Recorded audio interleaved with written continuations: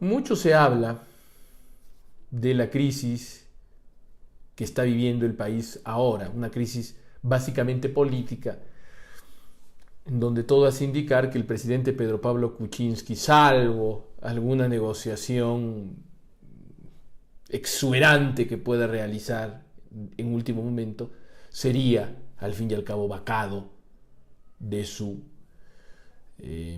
puesto. Mucho se habla de la crisis, mucho se grita sobre la crisis, mucho se insulta sobre la crisis. Pero lo que menos se hace es tratar de averiguar cuáles son las causas del problema en el que estamos sumidos. Se habla de la corrupción. El problema sería la corrupción. Pero ¿por qué aparece la corrupción? Es evidente que siempre en todas las cosas humanas va a haber cierto grado de malicia. Los seres humanos no son ángeles.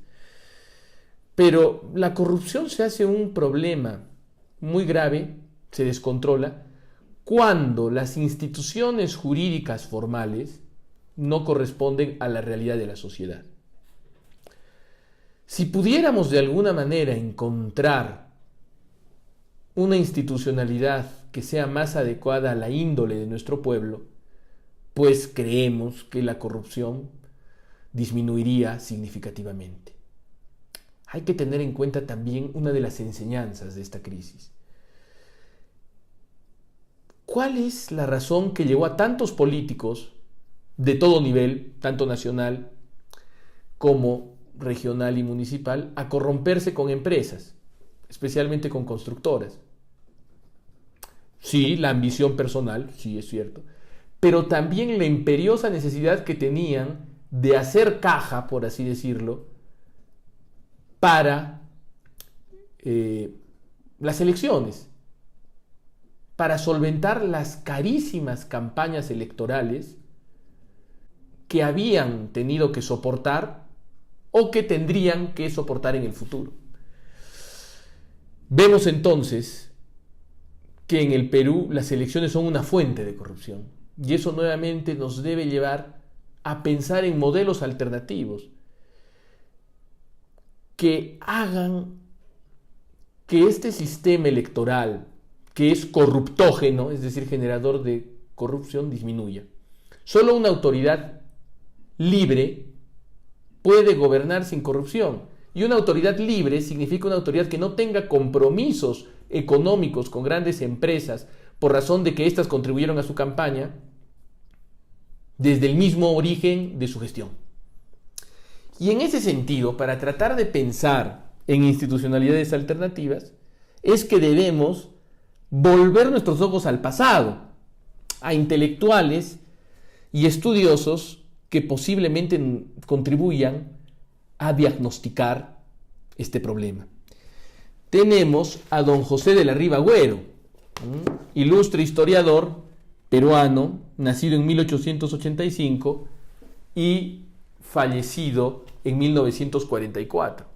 Se habla mucho de Ribagüero, pero se le lee poco. Y vamos a tomar un fragmento de un intento de historia del derecho peruano que él realiza, ¿no? Y que es de 1935, es decir, de la fase más madura de su pensamiento. Y dice lo siguiente, parece escrito el día de ayer. Nuestro edificio jurídico se asemeja a nuestras casas costeñas de habitación. Con materiales baratos y frágiles, embadurnados de vivos colores, hemos levantado una fachada aparatosa, que alucina un momento por sus adornos pegadizos de madera y yeso, clásicos, churriguerescos, modernistas y hasta góticos en indigesta mezcolanza. Lo mismo ocurre con la decoración interior, parece la tienda de un chamarrillero, un desván o cuanto más el museo de un villorrio.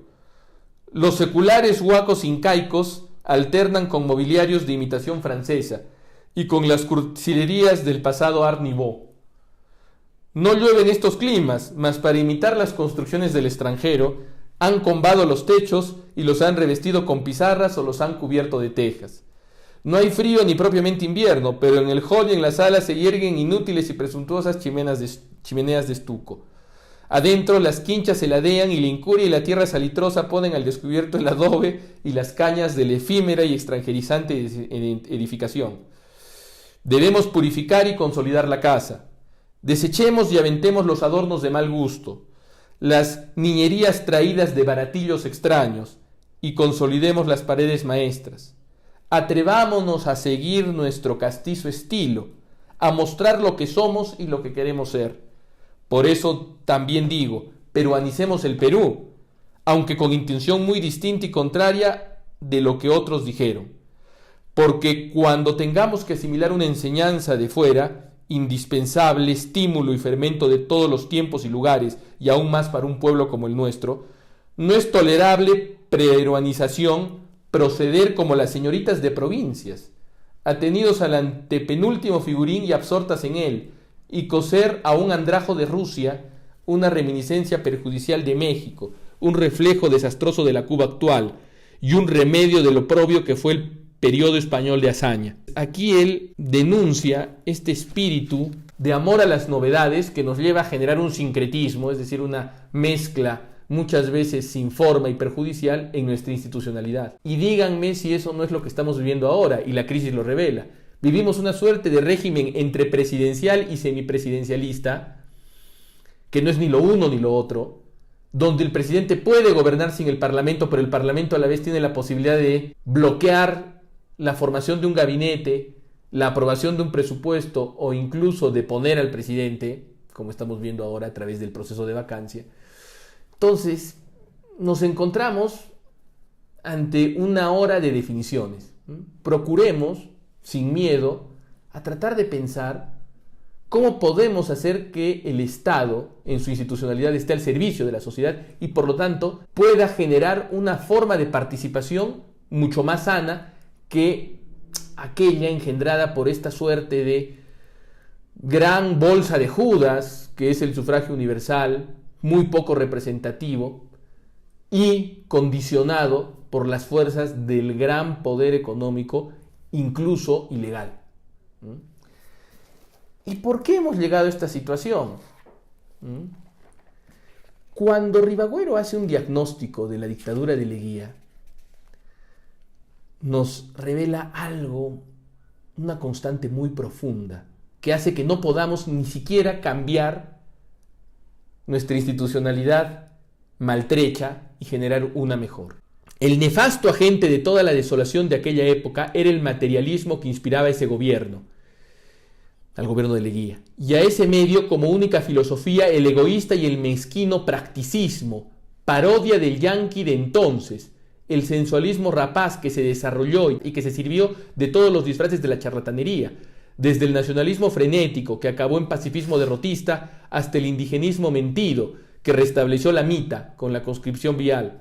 Los hombres prácticos arruinaron y afrentaron al Perú. Esto lo dice Ribagüero en 1936, también en el periodo de madurez de su pensamiento. Entonces, vemos que nuestros problemas se generan por vivir en una institucionalidad prestada, inútil y mezclada, amorfa. Pero no remediamos ese problema porque no queremos pensar. Nuestros políticos y nuestros líderes intelectuales no piensan, son prácticos, se quedan en lo superficial, en lo material, en lo engañoso. Y es así esta falta de amor a la reflexión, de amor a lo teórico, de amor a lo sanamente teórico, es decir, a lo metafísico, este culto al practicismo más burdo, es el que nos lleva a asumir estos trajes ajenos que acaban generándonos grandes problemas como los que vemos ahora. Muchas gracias.